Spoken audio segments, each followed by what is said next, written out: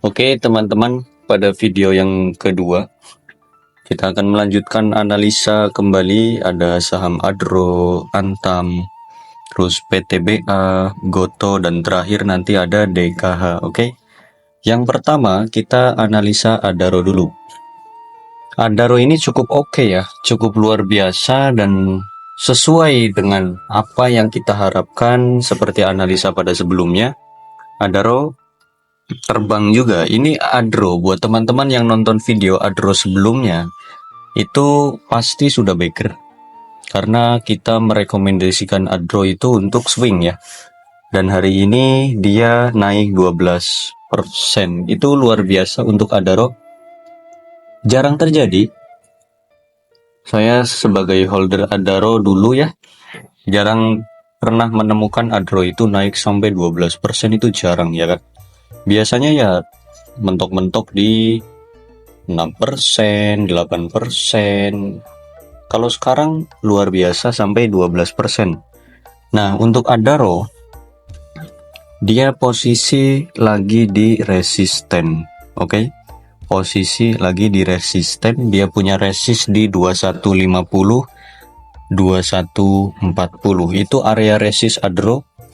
Buat teman-teman yang sudah punya Adaro boleh dipantau hari esok, hari Senin ya, atau Minggu besok.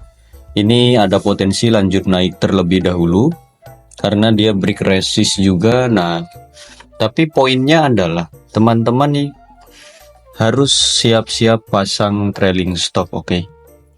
Kalau memang niatnya untuk swing saja, bukan niat untuk invest. Kalau teman-teman niatnya invest ya itu beda cerita ya. Secara MACD dan RSI-nya Adaro secara time frame daily itu sudah agak naik, harap berhati-hati, oke?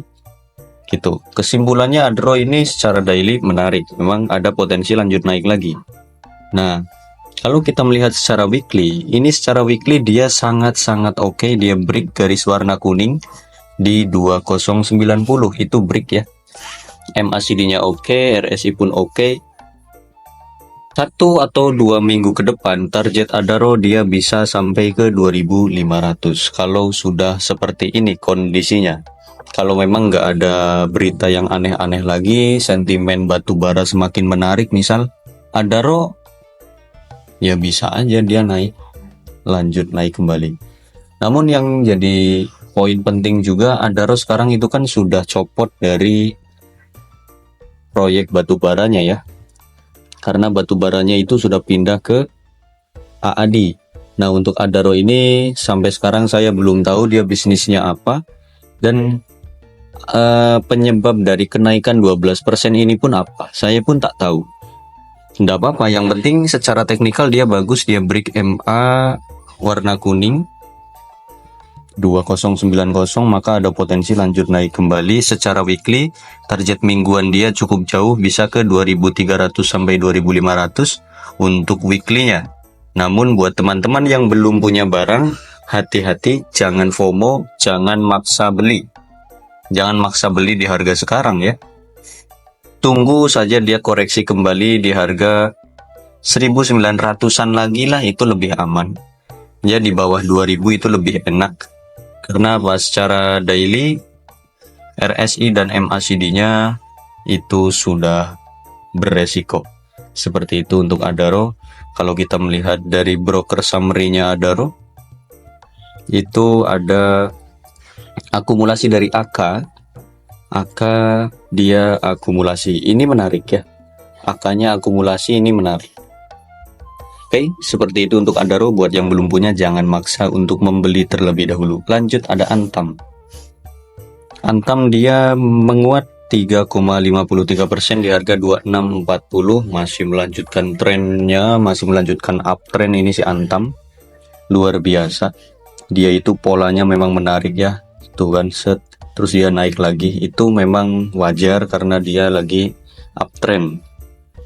Buat teman-teman yang belum punya Antam ya, mau nyoba Antam lah, silahkan. Kalau kalian memang masih berani di Antam, silahkan, dengan patokan atau harapan dia masih uptrend, melanjutkan pola sebelumnya, naik, koreksi, naik lagi gitu ya, itu boleh.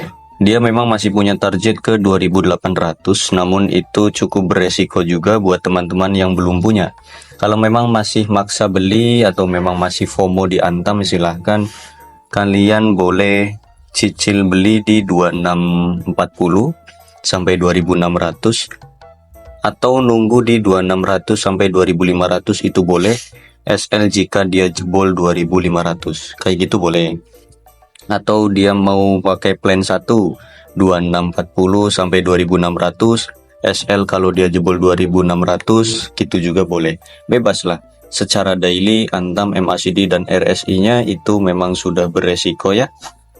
Kalau melihat secara weekly, Antam juga memang sudah mengerikan ini. Saya tidak merekomendasikan Antam, walaupun dia itu masih uptrend dan masih ada potensi lanjut naik ya. Namun sudah muncul hilalnya candle merah satu ini. Tinggal melihat besok.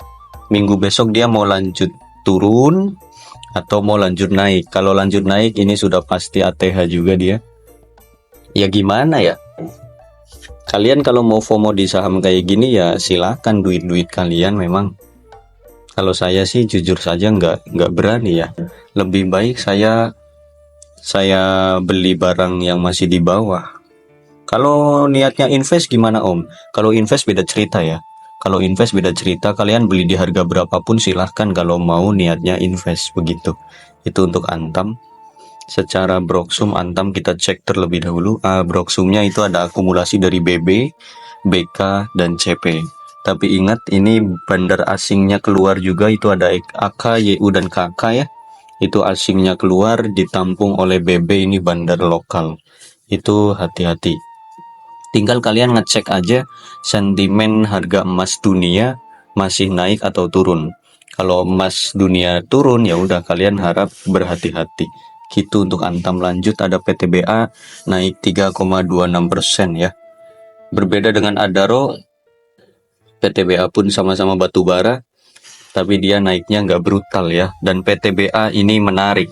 Secara weekly dia wajib tembus garis warna hitam di 2880 atau 2900, itu resisten dari PTBA Bukit Asam. Jika dia nembus garis hitam maka ada potensi dia balik ke harga 3000. Siapa yang nolak ya kan kalau dia balik 3000. Secara MACD dan RSI nya BTBA itu menarik. Weekly ya, ini weekly. Jadi target minggu besok dia wajib nembus 2900 dulu. Kalau nembus 2900 maka ada potensi dia lanjut ke 3000. Ingat ini target mingguan bukan harian ya. Kalau target harian memang dia menarik, MACD nya oke, RSI pun oke. Dia break juga, break resist di 2830, dia break, dia closing di atas sana, itu menarik. MACD nya pun masih oke, RSI pun oke. Namun ingat, ini RSI udah sangat beresiko juga. Sudah beresiko ya, hati-hati, udah masuk area overbought juga. Buat teman-teman yang mau nyobain di PTBA silahkan. Untuk scalping atau swing pendek silahkan kalian belinya di 2860 sampai 2830 SL jika dia jebol 2830 ya. Seperti itu, dengan target dia ke 2900. Kalau 2900 nya jebol maka ada potensi lanjut naik dia sampai ke 3000. Itu target swing pendek dari PTBA. Kalau kita melihat secara Broksumnya PTBA itu ada akumulasi dari AK dan BK, namun diakumulasi lebih besar oleh NI ya. NI nya ini lebih besar, asingnya masuk juga, AK, ZP, YU, cakep juga ini. Bandar-bandar lokalnya keluar, XLPD pun malah keluar, itu si retail pahlawan bursa. Ya silahkan buat teman-teman yang suka PTBA boleh untuk swing pendek. Area belinya tadi sudah kita sebutkan, oke? Seperti itu untuk PTBA. Lanjut ada Mamang Goto, Gojek, Tokopedia. Tanpa adanya Mamang Gojek kita nggak bisa berpergian kemana-mana. Oke. Untuk Gojek seperti apa? Gojek secara teknikal dia mengerikan ya. MACD-nya kurang oke, RSI pun kurang oke. Untuk Goto secara weekly dia hati-hati, tidak boleh menembus support 7668. 7668 gas 70 dan 68, mohon maaf ya. 70 dan 68 ini garis yang tidak boleh ditembus oleh Gotoh. Kalau dia nembus 70 68 maka harap berhati-hati. Potensi lanjut turun lagi kalau dia nembus ini. Itu secara weekly. Kalau kita melihat secara daily dia ada pantulan juga, ada pantulan ya. Nah ini teman-teman yang suka Gotoh, ini buat swing pendek paling ya, dengan asumsi atau harapan kalian di minggu besok ada pembalikan arah. Kalian entry-nya di 73 sampai 70 gitu aja. Area belinya 3 tick atau 4 tick, 73 sampai 69, SL-nya di 68 atau 67, itu boleh. Ya, kalian bikin swing pendek di Gotoh. Saya ulangi, area belinya di 73 sampai 69, SL apabila dia jebol atau closing di bawah 68. Secara MACD dan RSI memang dia masih mengerikan, namun kita masih punya harapan Gotoh bisa balik lagi ke atas. Ya minimal dia sideways dulu lah di sini, gitu ya kan. Itu Gotoh. Saya ulangi, 73 sampai 69, atau kalian antri beli di 72 sampai 69, ini 4 tick. SL kalau dia jebol 68 atau closing di bawah 68 ya. Seperti itu untuk Gotoh. Secara broksum Gotoh mulai ada akumulasi kecil-kecilan oleh YU dan AK. Ini asingnya mulai sedikit ya, sedikit akum, tapi belum besar ya, karena habis buangan gede juga kemarin. Itu untuk Gotoh. Yang terakhir, saham rumah sakit, saham yang bikin retail pada sakit ya, kalian jangan lupa untuk mampir ke rumah sakitnya DKH, Cipta Sarana Medika, karena dia itu teknikal belum bisa dianalisa. Maka kita analisanya pakai broksum saja. Oke, broksumnya itu ada EP dan MG ya, Mamang Guyur, terus EP si Edan Pisan ini. EP masih lanjut jualan untuk EP-nya. Gila ya kan? Bandar apa ini? Supir apa ini? Underwriter yang sangat-sangat ganteng sekali ini. Bikin arah 1 kali, ARB-nya 3 kali. Mantep sekali ini memang ya, rumah sakit. Balik lagi lah, sesuai dengan analisa kita, analisa IPO DKH itu kan, ini hanya untuk jangka pendek. Jadi hati-hati kalian, pernya aja mahal, PBV-nya juga kurang oke ya, itulah. EP masih lanjut jualan, ditampung oleh AZSA dan juga IH. XC-nya masuk juga, XL pun masih rutin belanja. Hati-hatilah.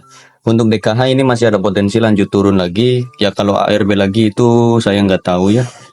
Karena tergantung si bandar itu mau ARB sampai kapan. Yang jelas jika esok dia ARB 1 kali lagi maka ada potensi kena UMA juga. Ada potensi kena UMA.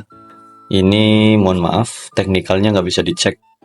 Jadi hanya bisa ngecek lewat broksum ya. Kalau melihat dari order booknya DKH ini masih ada potensi turun lagi dan ARB pun bisa. Kenapa? Yang jualan masih banyak. Ya itulah si EP ya, supir kampret ini yang jualan. Sebenarnya bandar ini nggak jahat ya, bandar EP ini nggak jahat. Cuma kalian mungkin yang salah membeli. Kemarin waktu naik dia, waktu awal kebongkar arahnya malah kalian belanja besar-besaran dan itu dimanfaatkan baik oleh EP untuk jualan ya.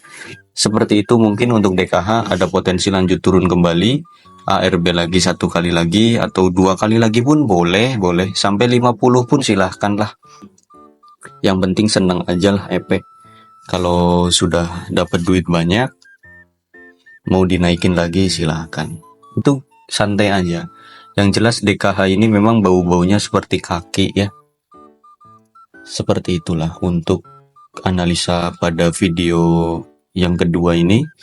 Untuk analisa video ketiga ada atau tidaknya kita tunggu hari esok ya. Bye bye teman-teman.